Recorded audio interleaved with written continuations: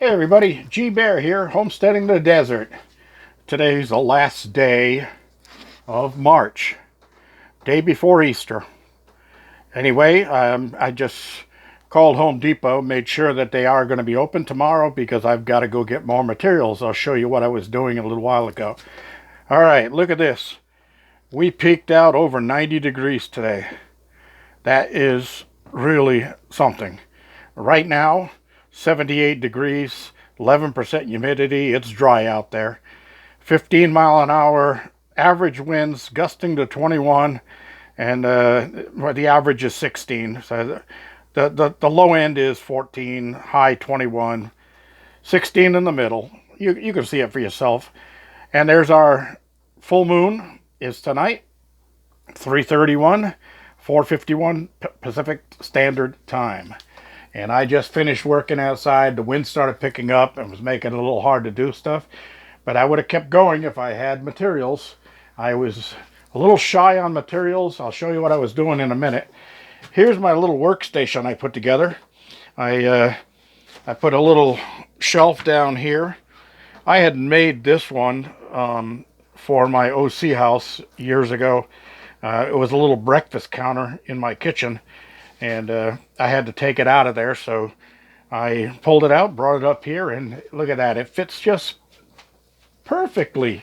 Runs under the window, gives me a little window shelf there, and then gives me a little workstation here. I could keep my notepad handy, and right now I'm running, this little netbook is running this big monitor, and the mouse and keyboard are down here.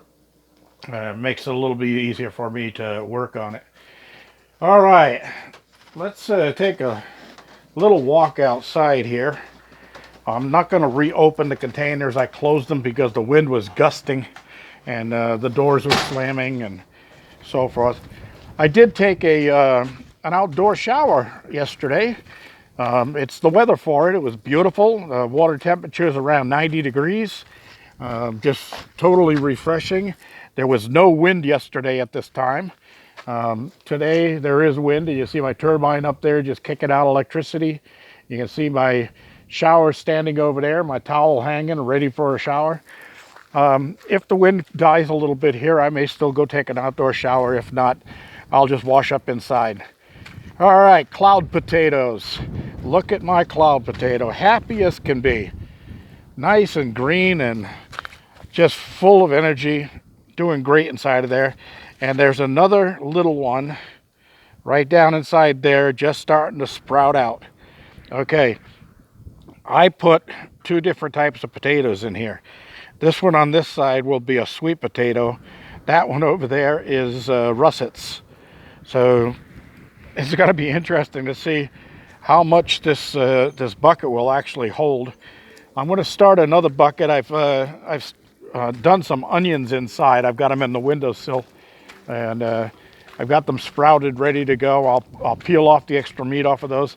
I may do a video and show you how that works. Over here, what you're looking at is the start of my chicken coop, and this is as much lumber as I had to work with so far, and I'll have to go pick up some more tomorrow. And we're on the back side here. The wind is coming from my back right now. And this is the predominant wind that always seems to blow from this angle. It's going to hit right on this corner.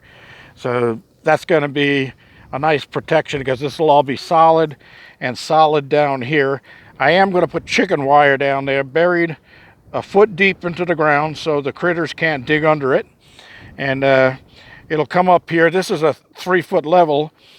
My chicken wire is 4 foot wide, so 1 foot in the ground, and the first layer come up to here, and then I'll overlap it going up to the top because this is only 7 foot on this side, 8 foot on that side, and I'll have the whole thing wired in behind the wood. So if anything does get onto the wood and tear its way through, it's just going to face wire on the inside.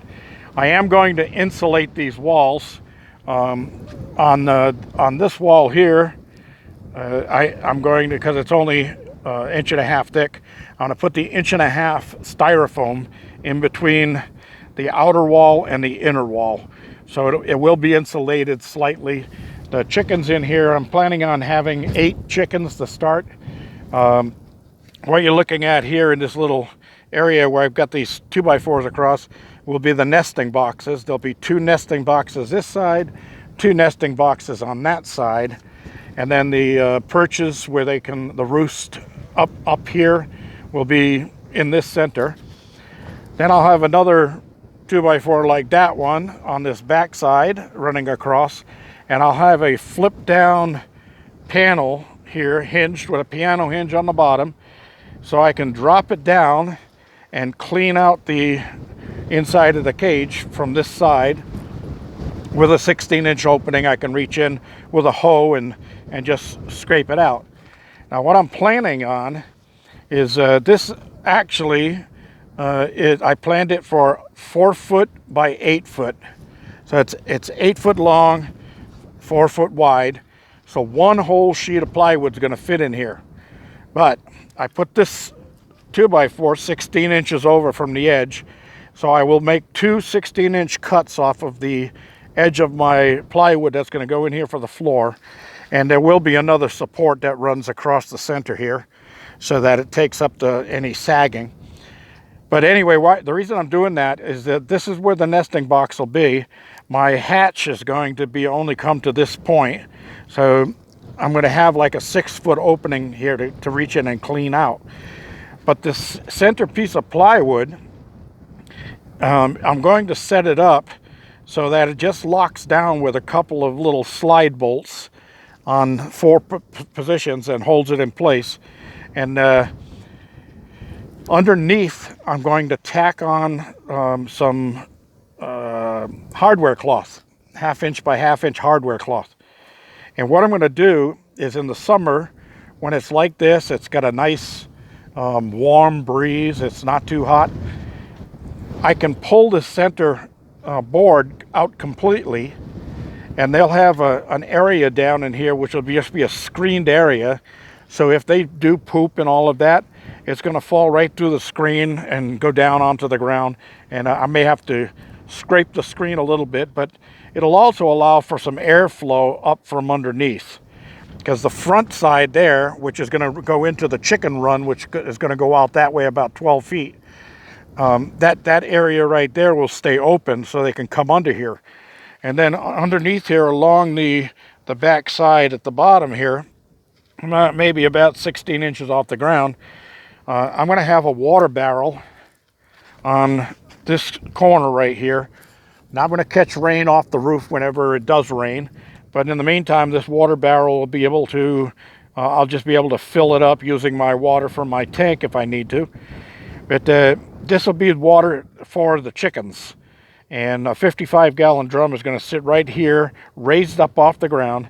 And then I'm going to have a PVC pipe run that runs underneath, inside of the cage area here, with chicken nipples on it. Those are little stainless steel valves. You could teach the chicken to peck at them using a laser pointer. And they think it's a bug on there, and they go to peck at it, and then they realize water comes out when they peck on the little valve. But I'll have 3 or 4 of them underneath there so that they can drink. And I'll also have some coming inside of the unit here, and I'll have a couple of drinking points inside here. There'll also be a feed point inside, so in really bad inclement weather, or if I have to lock them up to go to town and I don't want them to be outside for some reason, I can make sure that they have food and water inside the coop. All right, back down here, you see my big saw. This makes things easier. All the other stuff I built, I've been using my little tiny portable chop saw with a 7 1/4 blade. This is a 12-inch, and this one runs just fine. I've got a 100-foot extension cord running over to the cabin and plugged into the cabin, and my batteries never went below 13.9 for the whole day, even though I've been using this thing to do all this wood cutting. So the area we're standing in now, this is going to end up being a screened in chicken run. It will have a cover on it also, with chicken wire so that the raptors that fly around here can't swoop down and grab a chicken. This will be a completely sealed unit. When I'm out here by myself and working in the yard, I may allow the chickens to roam around free. They will be free ranged, and they can come over here and peck at these bushes if they want and eat up all this grass that I seeded and it's growing up all over the place. They'll have a happy life here. As long as they lay eggs for me, I'll be happy too. All right, that's about all there is to it for today. I'm thinking that I'm going to take all of that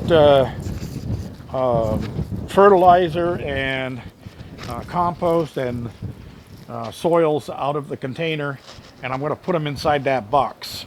I'm not going to use that as a battery box anymore, so it'd be a good place to store some of that stuff.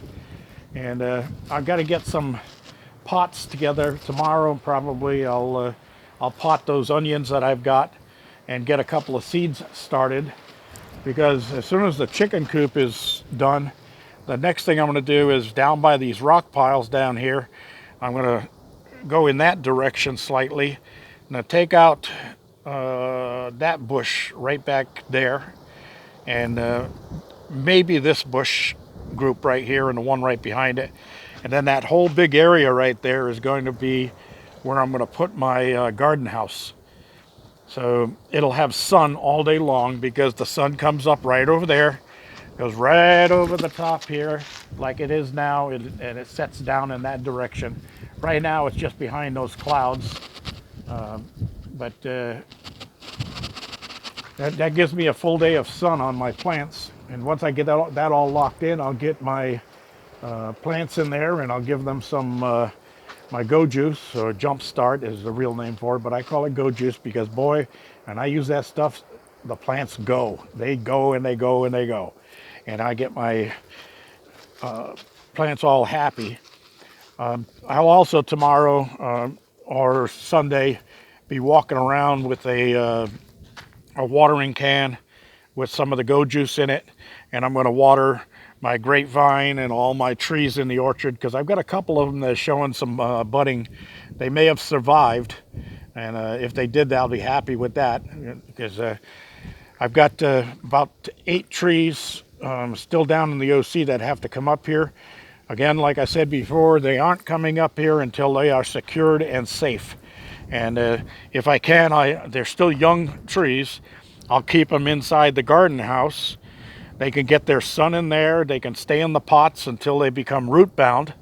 And then I'll transplant them outdoors with my protection around them so that the critters don't eat them up.